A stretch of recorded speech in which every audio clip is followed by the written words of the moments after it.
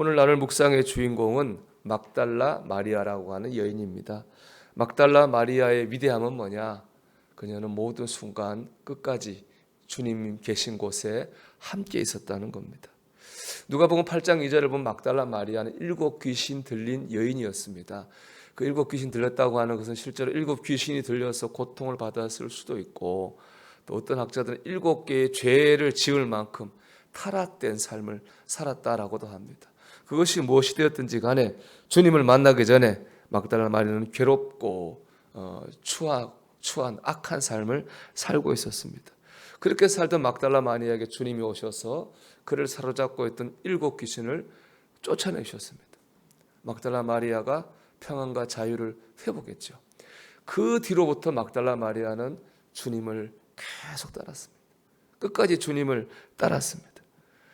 이 주님을 따랐다고 하는 면에서는 다른 제자들과 비슷합니다. 다른 제자들 다 막달라 마리아처럼 그런 비슷한 과정을 거쳤거든요. 그런데 막달라 마리아가 다른 제자들과 달랐던 것은 다른 제자들이 없던 곳에서도 막달라 마리아는 거기에 있었다는 겁니다. 먼저 막달라 마리아는 예수님이 십자가에 못 박혀 돌아가실 때도 함께했습니다. 마가복음 15장 40절입니다. 멀리서 바라보는 여자들도 있었는데 그 중에 막달라 마리아와 또 작은 야고보와 요셉의 어머니 마리아와 또 살로메가 있었으니 그랬습니다. 그러니까 주님이 십자가에 못 박혀 죽으실 때 제자들 도망갔잖아요. 거기 막달라 마리아는 있었어요. 또 예수님이 장사 되실 때도 막달라 마리아 있었습니다. 마가복음 15장 46절에서 47절입니다. 요셉이 세마포를 사서 예수를 내려다가 그것으로 싸서 바위 속에 판 무덤에 넣어두고 돌을 굴려 무덤 문에 놓음에 막달라 마리아와 요셉의 어머니 마리아가 예수 둔 곳을 보더라. 예수님을 굴에 놓고 장사 지냈잖아요. 막달라 마리아는 그것을 유심히 봤습니다. 본 다음 어떻게 했느냐? 그 다음 날 예수님 몸에 향유를 바를 때 바르러 왔어요. 거기도 막달라 마리아 있었습니다. 마가복음 16장 1절에서 2절입니다. 안식일이 지나매 막달라 마리아와 야고보의 어머니 마리아와 또 살로메가 가서 예수께 바르기 위하여 향품을 사다 두었다가 안식 후 첫날 매우 일찍이 해돋을 때에 그 무덤으로 가며, 장례식 하려면 몸에 이제 우리 염하는 것처럼 향품을 발라야 된단 말이죠. 그때 막달라 마리아는 그곳으로 갔다는 것입니다. 이처럼 막달라 마리아는 모든 순간에 주님 곁에 있었습니다. 이 모든 순간을 통해서 강조하고 싶은 것은 뭐냐? 주님이 나를 필요로 하는 순간입니다. 막달라 마리아는 자신이 주님을 필요로 하는 그때만 주님 옆에 있었던 게 아닙니다. 주님께서 나를 필요로 하는 그 순간에 막달라 마리아는 거기에 있었습니다. 이것이 바로 막달라 마리아가 다른 제자들과 다른 점이라는 겁니다. 다른 제자들은 그렇게 하지 않았죠. 주로 자기가 주님 필요할 때 주님 옆에 있었어요. 내가 몸이 아플 때, 마음이 안 좋을 때, 어려움이 있을 때, 뭔가 주님으로부터 뭔가 내가 얻고 받아야 될 때, 그때 그들은 주님 옆에 있었어요. 그러나 정작 주님이 그들을 필요로 할 때 제자들은 다 도망가 버리고 말았어요. 그 자리에 없었습니다. 그러나 막달라 마리아는 끝까지 주님이 자신을 필요로 하는 그 순간에 거기에 있었다는 거예요. 여러분, 우리가 주님을 필요로 하는 것처럼 주님께서 우리가 필요할 때가 있습니다. 예를 들어 볼까요? 주님께서 십자가에 못 박히시기 전날이죠. 주님 겟세마네에 가서 기도하셨어요. 땀이 피가 되도록. 그때 제자들에게 기도 부탁하셨어요. 함께 깨어서 기도하자. 기도를 부탁하셨습니다. 주님께서 우리의 기도를 필요로 하실 때가 있습니다. 케냐의 그 허킨슨 부부 선교사님 얘기가 있습니다.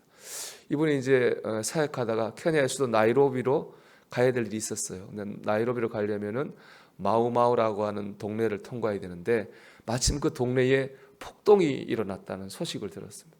더구나 그 지역은 얼마 전에 선교사를 죽여서 시체를 토막낸 끔찍한 일이 있었던 그런 곳입니다. 그러니까 두려운 마음이 들죠. 두려운 마음으로 이제 그 마우마우 지역을 통과하는데 마침 차가 고장이 나서 갈 수가 없었던 거예요. 얼마나 두려웠겠습니까? 두려운 마음으로 차 안에서 하루를 보냈습니다. 그래도 감사하게 아무 일이 없었어요. 그리고 목적지에 나이로비에 도착했습니다. 며칠이 지나고 그 지역의 한 지도자가 이 선교사님을 방문했습니다.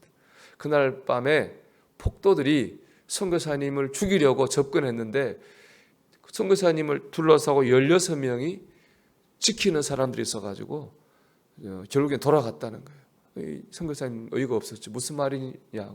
그때 나와 내 아내밖에 없었습니다. 그러니까 참 이해할 수 없는 말을 주고받은 거죠. 그리고 몇 주 후에 이 허킨슨 부부 선교사님 휴가 얻어가지고 고향의 미국으로 돌아갔습니다. 그때 휴가 기간 중에 친구인 클레이 브렌트가 질문했어요. 최근에 자네 가족에게 위험한 일이 있었지. 왜 그래? 그랬더니 3월 26일 날 하나님께서 그 선교사 부부가 위험하니 기도하라는 마음을 주셨다는 거예요. 그래서 너무 그 마음이 강해가지고 교회로 기도하러 왔더니 자신만 온 게 아니더라는 겁니다. 다른 사람들도 자기가 똑같은 이유로 기도하러 왔는데 그때 기도한 사람이 몇 명이냐? 16명이었다는 거예요. 그때 이 허킨 선교사님이 그 밤에 일어났던 모든 일들을 깨닫게 됐습니다. 주님께서는 그 16명의 기도자를 천군 천사로 사용하셔서 그 선교사님을 지키고 보호하신 겁니다. 이처럼 주님은 기도자를 우리의 기도를 통해 일하신다고요. 우리의 기도가 필요할 때가 있습니다. 하지만 제자들은 주님의 요청에도 불구하고 육체의 피곤을 이기지 못하고 잠자고 말았어요. 주님의 필요를 들어드리지 못했습니다. 여러분, 우리 어떻습니까? 주님께서 내 기도를 필요로 하실 때, 주님께서 내 헌신을 필요로 하실 때, 그때 우리는 그 자리에 잘 있습니까? 아니면 제자들처럼 주님이 나를 필요로 할 때는 왔다가 정작 내가 주님을 필요할 때는 왔다가 주님이 나를 필요로 할 때는 그 자리를 비우고 있지는 않습니까? 이것이 우리가 막달라 마리아를 통해서 받아야 될 영적인 도전입니다. 막달라 마리아는 끝까지 주님과 함께 주님이 자신을 필요로 할 그때 거기 있었던 거예요. 그랬더니 막달라 마리아가 정말 큰 축복을 받았습니다. 먼저 부활하신 주님을 만나는 영광을 누렸습니다. 우리 성경 말씀 마가복음 16장 9절 한번 볼까요? 자, 우리 같이 읽어볼까요? 예수께서 안식 후 첫날 이른 아침에 살아나신 후 전에 7 귀신을 쫓아내어 주신 막달라 마리아에게 먼저 보이시니. 여러분, 예수님 부활하신 모습을 제일 먼저 본 사람은요, 예수님의 첫 제자 베드로 아닙니다. 핵심 제자 야고보 요한도 아닙니다.